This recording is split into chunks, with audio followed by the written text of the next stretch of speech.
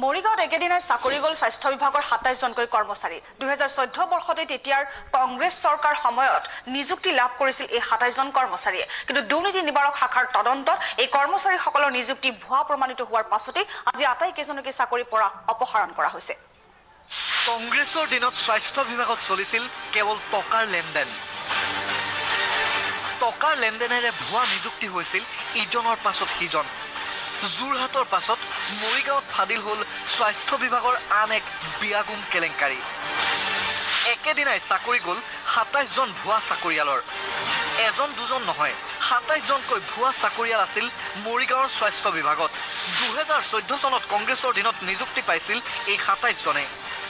মৰিগাঁও জিলাত নিযুক্তি লাভ কৰি ৰহস্যজনক কাৰণত এওঁলোকে কাম কৰিছিল ৰাজ্যৰ বিভিন্ন প্ৰান্তত আৰু এইসকলক মৰিগাঁৱলৈ ঘূৰাই পঠিয়াবলৈ মৰিগাঁৱৰ তদানীন্তন যুটীয়া সঞ্চালকে স্বাস্থ্য সেৱা সঞ্চালকলৈ পত্ৰও প্ৰেৰণ কৰিছিল। কিন্তু অৱশেষত ভুৱা হিচাপে প্ৰমাণিত হ'ল ২৭জনৰ নিযুক্তি। দুৰ্নীতি নিবাৰক শাখাৰ ধাৰাবাহিক তদন্তত ভুৱা হিচাপে প্ৰমাণিত বিভিন্ন বিভাগত কৰ্মৰত এই ২৭জনকে অসম স্বাস্থ্য সেৱা সঞ্চালকৰ নিৰ্দেশ মৰ্মে চাকৰিৰ পৰা অপসাৰণ কৰিছে মৰিগাঁৱৰ যুটীয়া সঞ্চালকে।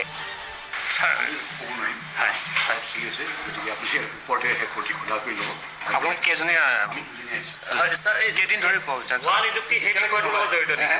ভুৱা নিযুক্তি বিষয়টোৰ লগত জড়িত নেকি বাৰু? তেনেকৈ হয়, এতিয়া বৰ্তমান কি আপোনালোকে কিবা চিজ কৰিছে নেকি? কিবা এইটো বিষয়ে এতিয়া মই একো নকওঁ। কোনোবা এৰেষ্ট হ'ব নেকি? সেইটো মই ক'ব নোৱাৰিম। কেইদিন হ'ল অভিযান চলাই থকা আপোনালোকে? আমি কালিৰ পৰা আহিছোঁ। কেইদিনলৈ চলিব ছাৰ?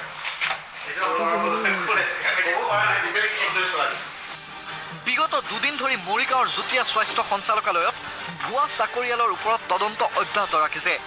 সমান্তৰালভাৱে পূৰ্বৰ দুজন স্বাস্থ্য সঞ্চালককো সোধা পোছা অব্যাহত ৰাখিছে আৰু এই ঘটনাৰ পাছত পুনৰবাৰ প্ৰমাণ হ'ল কংগ্ৰেছৰ আমোলত কেৱল টকাৰে কিনা হৈছিল চাকৰি, দিয়া হৈছিল ভুৱা নিযুক্তি। কিন্তু আঁৰত আছিল কোন কোন? সকলোৰে দাবী ভুৱা নিযুক্তিৰ আঁৰত থকা সকলকো তদন্তৰ আওতালৈ আনি দুৰ্নীতি নিবাৰক শাখাই ৰাজহুৱা কৰক সকলোৰে নাম। মৰিগাঁৱৰ পৰা মানৱেন্দ্ৰ দেৱনাথৰ ৰিপৰ্ট, প্ৰতিদিন টাইম।